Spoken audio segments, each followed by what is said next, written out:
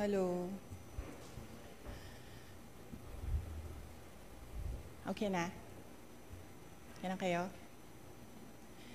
Assalamualaikum, madayaw, maayong adlaw, kaninyong tanan. Magandang araw sa inyo lahat. Ang edukasyon, ang sandigan ng bawat nangangarap.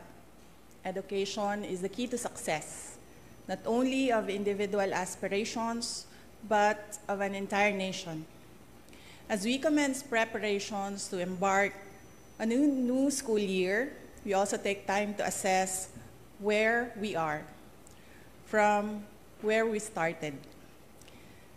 Tanda ko pa nung ako'y unang manungkulan bilang kalihim ng edukasyon, sa gitna ng pangkaraniwang kaalaman natin ukol sa sitwasyon ng basic education sa ating bansa, gumugol din ako ng oras upang marinig mismo mula sa bibig ng ating mga guro, ng mga mag-aaral at mga magulang kung ano nga ba ang iba't ibang pagsubok na pinagdadaanan nila araw-araw.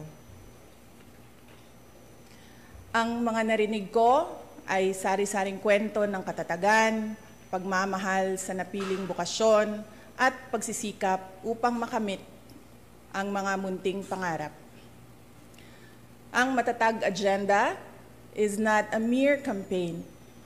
Rather, it encapsulates and defines what Philippine education, along with its approximately 28 million learners and almost 1 million teachers, already embodies.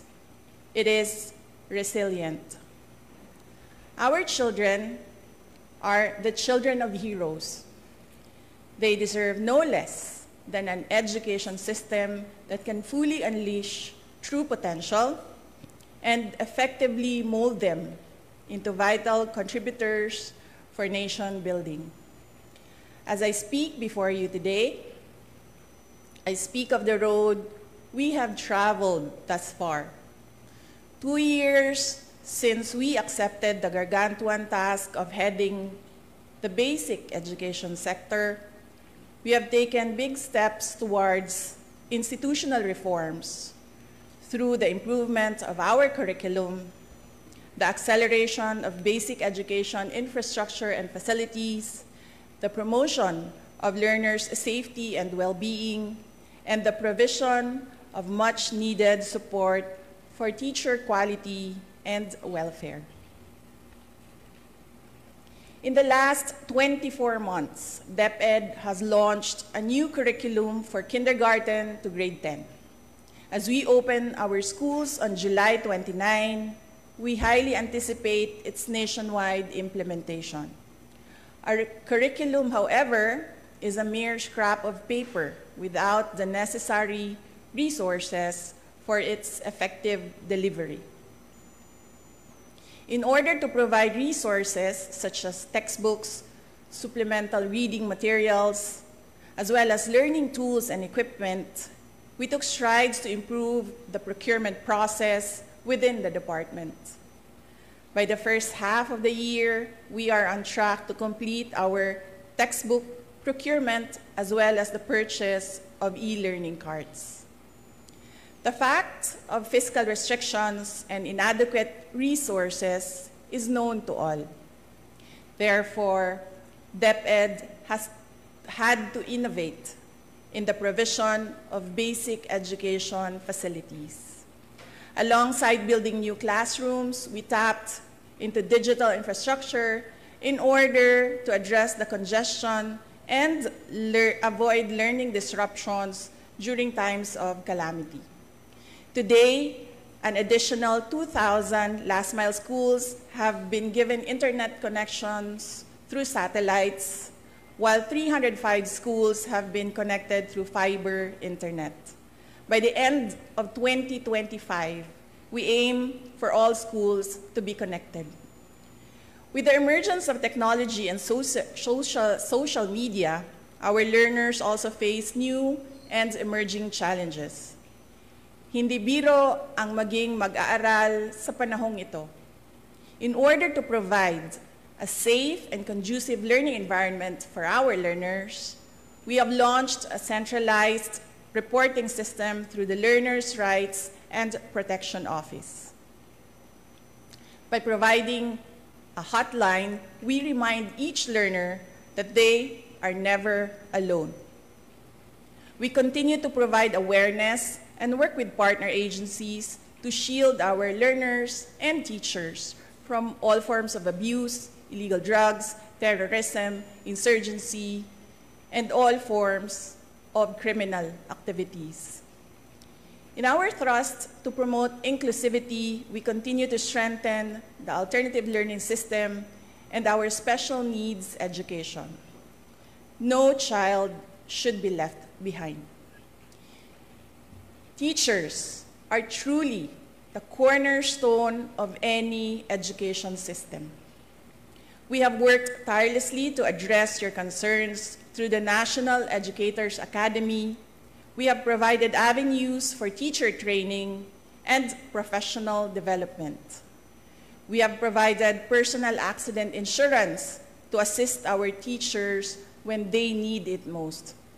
We have removed all administrative tasks to unburden our teachers, to bring them back to the classroom and to allow them to focus on teaching.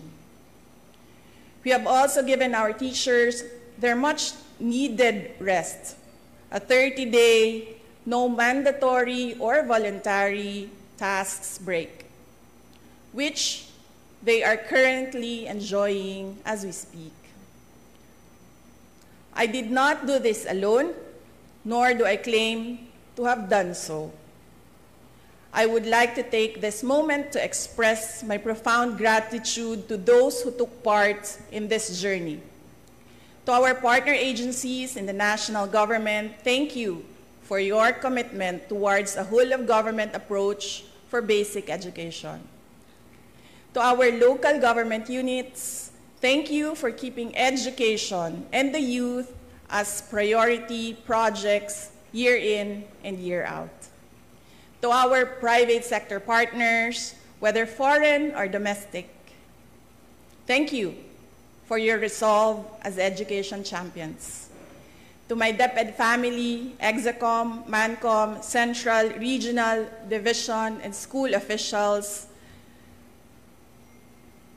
teachers, and non-teaching personnel, thank you for your unwavering support, hard work, and dedication to serve the Filipino people. Mabuhay kayo.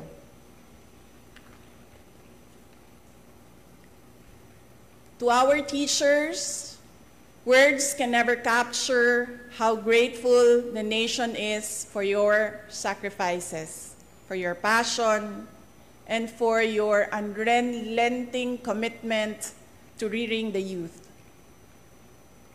Salamat sa suporta, salamat sa pagiging matatag. The nation will forever be in your debts.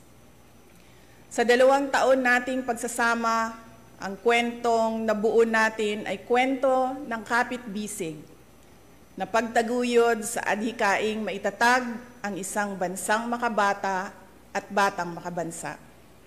Ngunit anumang kwento, kahit gaano kaganda, ay sadyang nagtatapos rin. Earlier today, June 19, 2024, I sought an audience with the President and tendered my resignation as the Secretary of Education effective July 19, 2024. I have given my 30-day notice to ensure the proper and orderly transition for the benefit of the next Secretary. Mga kababayan, ang aking pagbibitiw ay hindi lulan ng kahinaan, kundi dala ng tunay na malasakit para sa ating mga guro at kabataang Pilipino. Bagamat hindi ako magpapatuloy na mamamahala sa kagawaran, patuloy pa rin nating itataguyod ang kalidad ng edukasyon na nararapat para sa Pilipino.